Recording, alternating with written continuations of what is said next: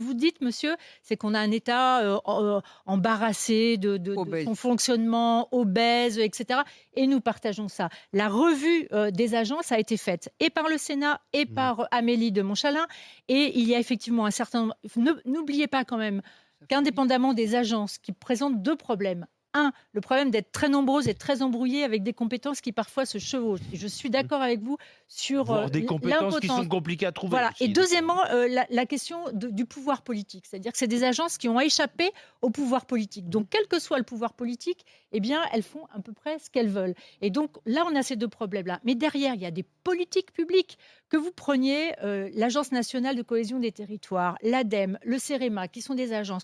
Elles agissent toutes les trois sur le territoire. On peut se dire qu'on pourrait peut-être améliorer le fonctionnement, mais les politiques publiques qu'elles portent, elles doivent être reprises et gérées par le politique, et elles doivent être optimisées dans le fonctionnement. Et ça manque de faire du remembrement. Je note quand même que la seule qui me pourrit la vie au quotidien, qui est l'OFB, c'est la seule qui a maintenu son budget quand même. Vous vous rappelez que il y avait eu des propositions, notamment de mon parti politique, pour la remettre dans le gouvernement.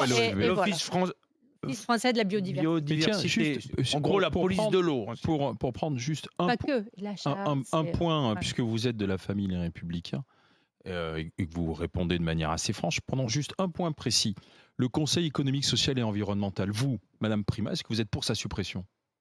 Écoutez, je préfère ne pas, répondre à cette question-là. Non, c'est une question simple. Vous voyez, est-ce que vous êtes pour sa suppression? Je pense parce qu'au moins les LR sont pour. Je pense qu'il faut, dans ce budget, il faut des mesures symboliques. Parce que ce que vous dites, c'est qu'on a besoin de travailler. On a besoin de travailler, supprimer les agences, les optimiser, ça demande du travail. Réfléchir au Césaire, ça demande du travail. Ça demande de se poser la question.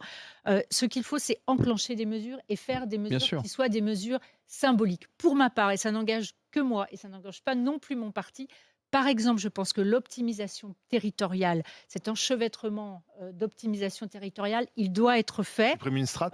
Par exemple, le département. Par exemple, la métropole de Paris aurait été très symbolique. Cette métropole de Paris qui est utile parce qu'elle porte des politiques publiques, notamment de subventionnement local sur des grands projets métropolitains. Eh bien, je pense, par exemple, que c'est quelque chose qui peut être porté par la région.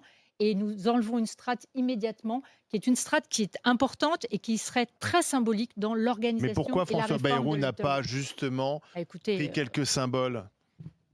Vous lui poserez la question. Sophie